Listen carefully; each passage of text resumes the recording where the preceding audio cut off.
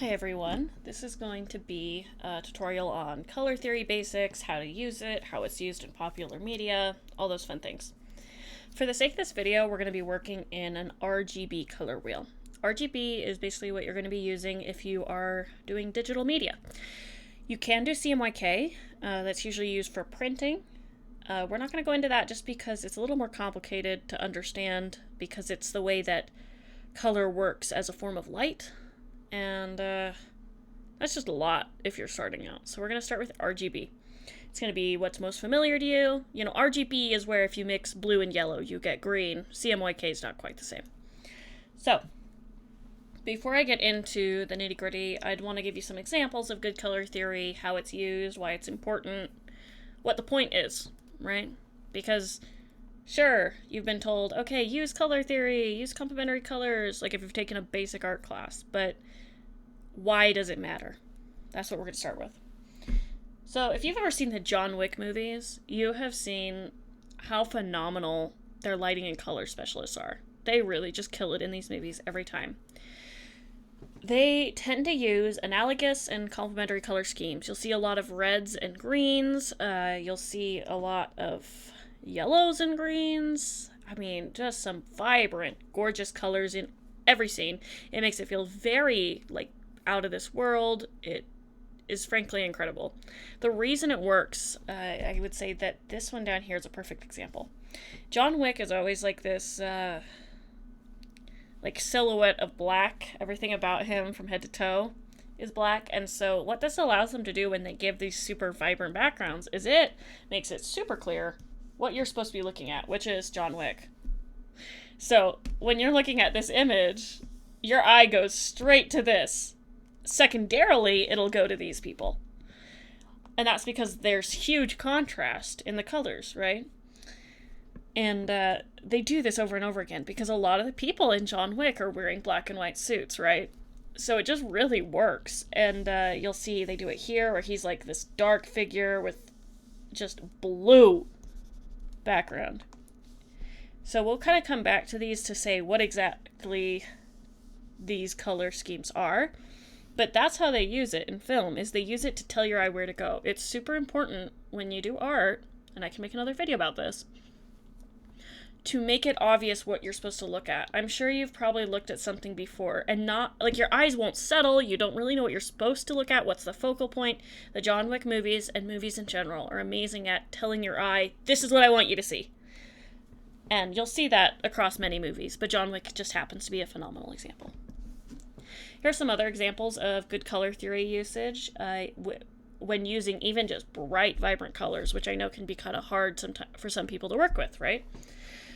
So I'm going to walk through these and tell you what's good about them, what they've done, why it works, what it tells you.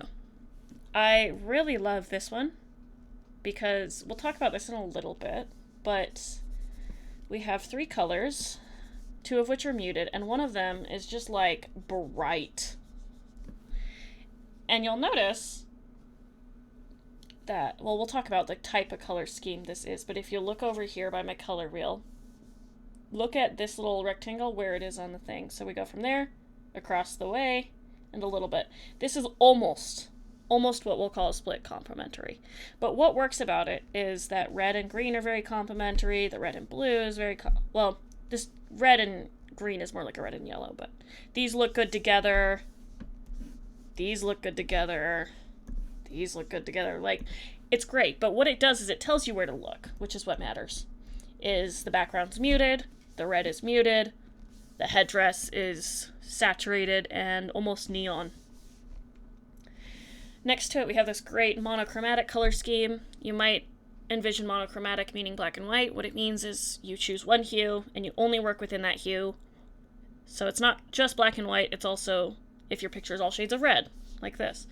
This one's really good because they use this bright color, but what they want you to really see is the silhouette of the legs of the shoes, and that's why they use these dark colors against the bright background, is this huge contrast. And you could do this in black and white, but it's really exciting when it's in color. Right here we have a jewel tone color palette. So it's got sort of golds and blues and pinks. This is also a triadic color palette, which we'll talk about. This one I will talk about later, but it's mostly, I would say, an analogous color palette, which is when we have things all along the same part of the color wheel.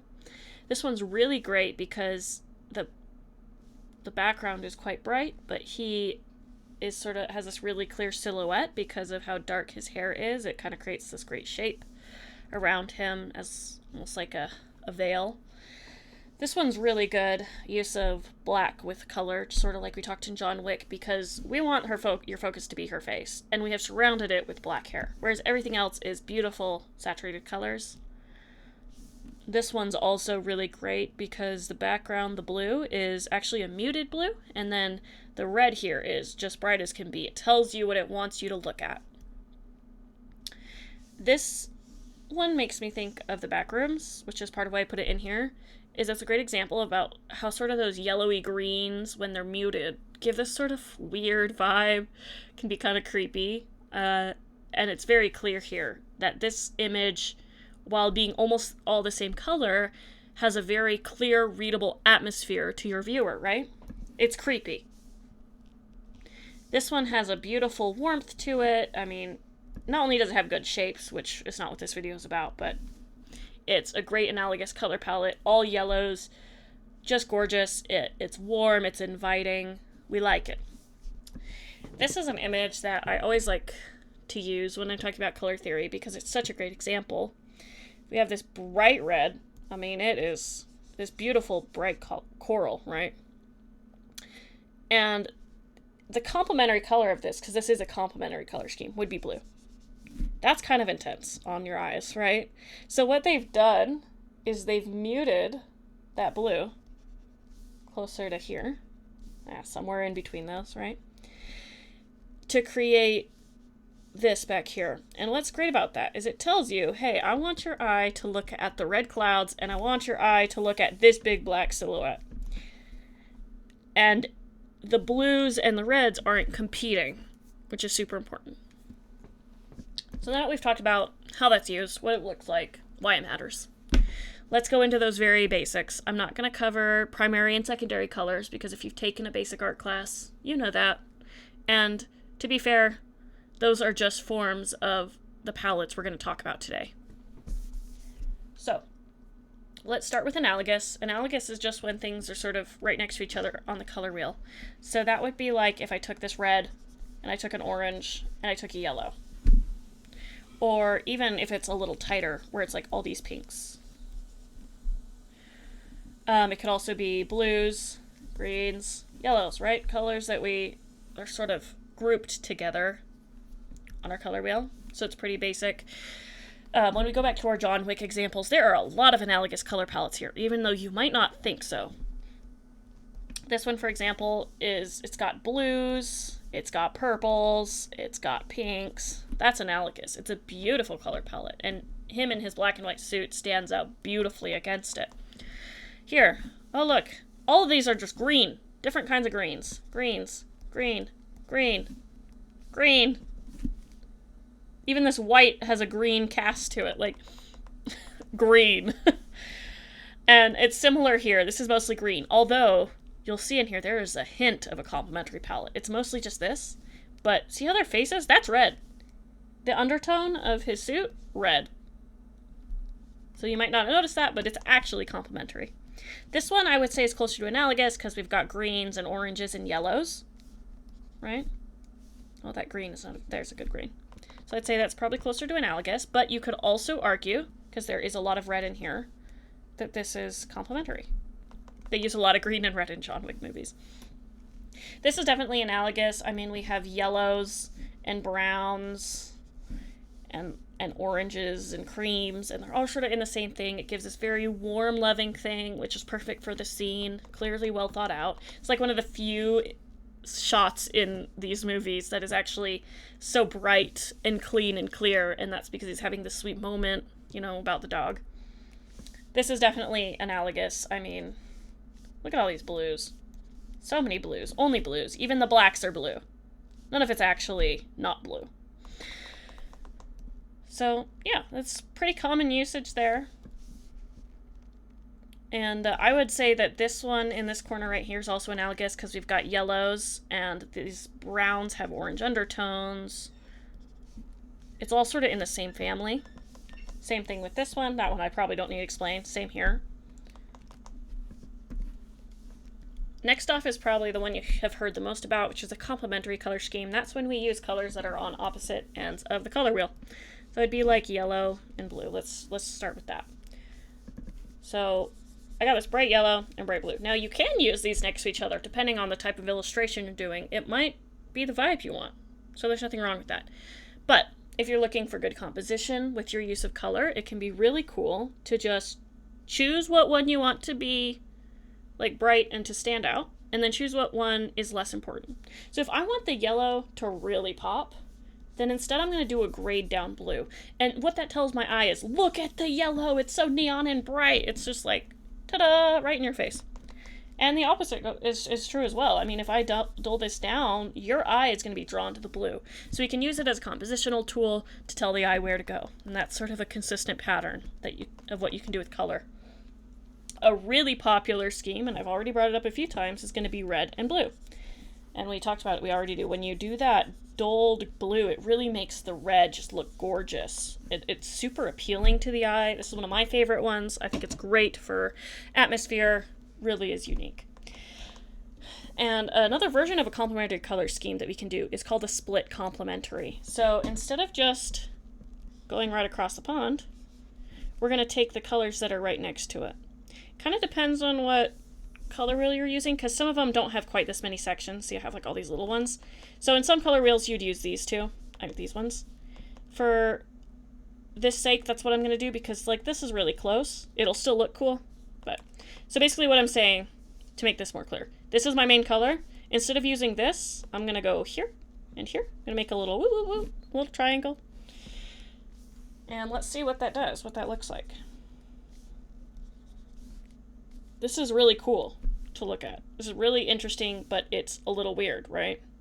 Oh, 1 second. I chose the wrong one. Did I? Yeah, I chose the wrong blue. There we go. But it is just a little much, right? This is really intense on my eyes.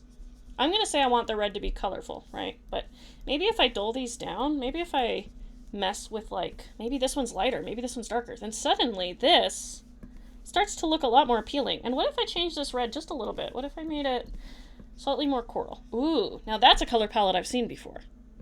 That's common. I've seen that, right? Let's do another example. Ooh, yeah, let's do yellows. I think that'll be interesting. So we have this yellow. And instead of choosing this blue, I'm going to choose this one, this purple next to it. So yellow, blue, purple. That's kind of intense. It's not ugly, but it's a little weird. In this situation, I kind of feel like maybe let's switch it up. Do something I wouldn't normally do. Let's make the blue the focus. Maybe I make this like some muted lighter yellow. Maybe not like an ugly yellow, but just softer. And then this purple, man, I could go a lot of ways. We could go darker, but I kind of think maybe like that. See, that is almost like a pastel Easter egg palette. I'm going to lighten this up just a little bit. So you can do these color schemes with fully saturated colors, so you can do them with pastels or muted tones, you know. Alternatively, if I did want to make that yellow bright, I think what I would probably go for is I would keep the purple on the brighter side, but I would mute that blue down a lot. And that's just something, these are things you figure out as you do color. It's not like you're going to have it perfect the first time. Ooh, that's kind of nice, kind of interesting. You know, you can play around with it. So similarly to split complementary is you're going to have a triadic color palette, which is really similar. It's a triangle. Let me choose one we haven't quite done. Something that's kind of crazy looking. Let's do the CMYK one. Here, let me do this with black. This is really similar to what a CMYK palette it looks like, so that's why I say that. But we got blue, we got yellow, we got pink. What we've made here is a perfect equilateral triangle. That's choosing our colors. Now look at this for a second. This, to me, this makes me think of, like, arcades and the new Barbie movie and, like, just roller skating rinks in general. You know, this is really exciting. And you can leave it this bright. You can work with colors like this that are bright, usually as long as you leave the color palette that limited. Like, maybe you add black and white onto it, but if you try and add too much more to that, that is going to be an eyesore. So usually you need something that kind of grounds it, so it's not super bright all the time. Like something like that would be beautiful. You could do the same with the blue or the yellow. But find some sort of dark tone that makes it feel less intense. Now, if you wanted, you could also lighten these up. Like I talked about, you can do pastels. And see, it still works. It'll all look good. And these ones are really good. These triadic ones are so good if you want to keep it super bright. If you want to go full saturation, intensity, this will look great. It'll be really interesting to the eye if you can pull it off. I'm going to move on to tetradic, which is like almost a square. Not quite. It's like a rectangle. So let's just choose these ones. It makes this little square. And this one tends to get you some more unique colors. Like, more unique palettes, specifically. Like, it tends to give you some weird colors. Like, look how weird it is. You can play with it. This can be really fun. It tends to be a bit more challenging. But you can make it happen, right? I mean, how can we make this look cool? I think that orange, keeping that kind of bright could be interesting. Maybe keeping... Yeah, that could look kind of nice. Yeah, see, that's not bad. But it's just a little more challenging to work with. It might not be your first pick. All right.